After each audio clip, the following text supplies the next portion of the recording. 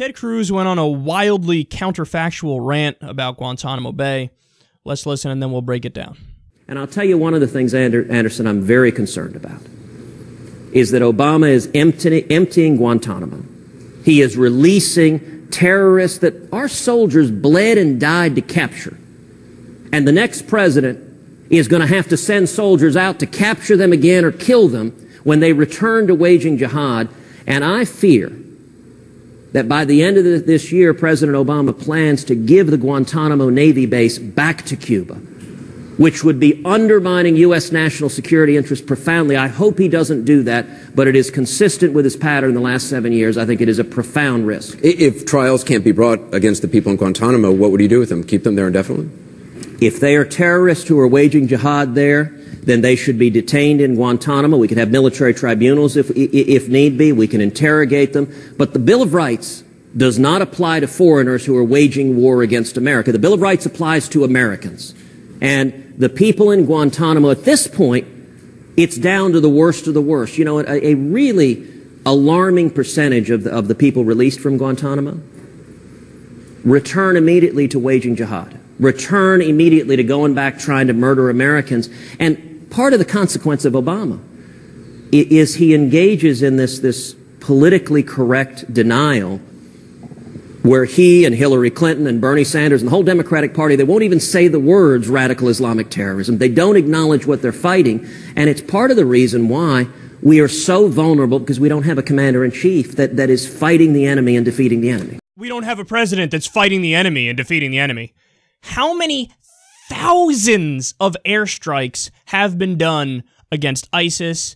And they've been tactical as well, in the sense that the Obama administration has been bombing, for example, oil infrastructure. So you try to cut off their funding capability. You try to cut off the revenue that they're making.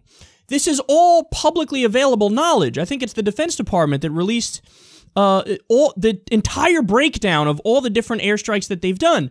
And Ted Cruz, this smarmy son of a bitch, goes out there and is like, you know, we don't have a president who won't even acknowledge the enemy, won't even say the name, so he's not going to fight them directly. Me. Well, that's only true if you ignore the facts. So it's not true. Okay, that's point number one. Point number two is, dude, he has no clue what he's talking about Guantanamo Bay. He's either totally ignorant or he's just a liar. So when he says, you know, we're releasing terrorists that, quote, our soldiers bled and died to capture. Wrong, wrong, wrong, wrong, wrong. If you read any of the reports about how we got the people to Guantanamo, you would know that the Bush administration cut a deal with the government in Afghanistan and with the government in Pakistan. We also cut deals with Afghan warlords. We said to them, hey, you send us jihadists, Al-Qaeda people, and we'll send you monetary reward. Or we'll send you whatever, something you like. We'll make a deal. So what happened? Well, the Afghan warlords, it turns out, are not very trustworthy. They rounded up people who they didn't like, and they shipped them out to Guantanamo Bay. We took them in, locked them up indefinitely.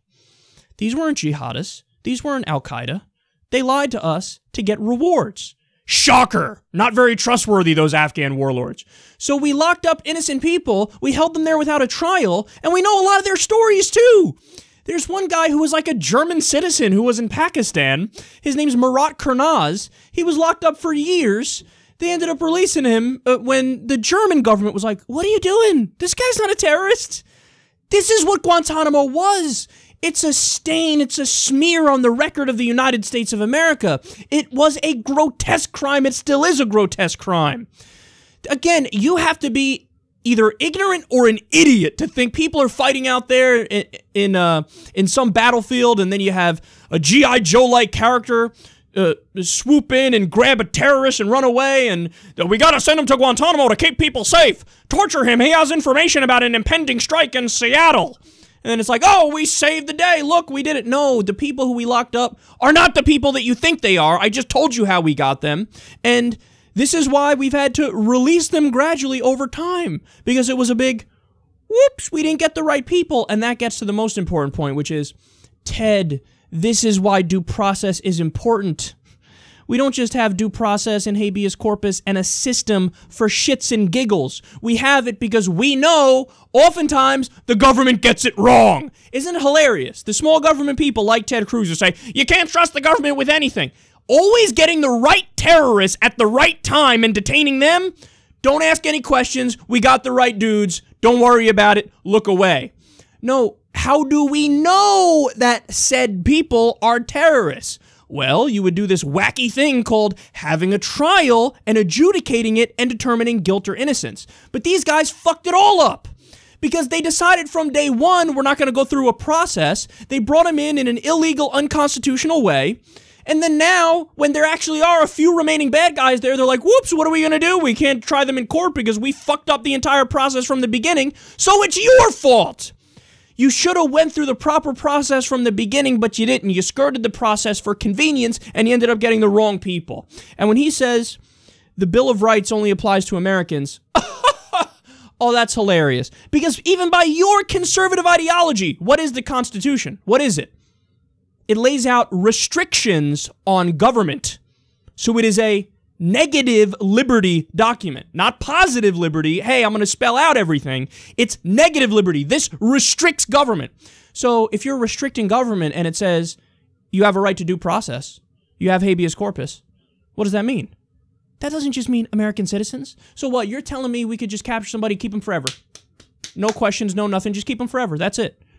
That is wildly unconstitutional, never mind wildly illegal, never mind against international law, never mind against the fucking Magna Carta.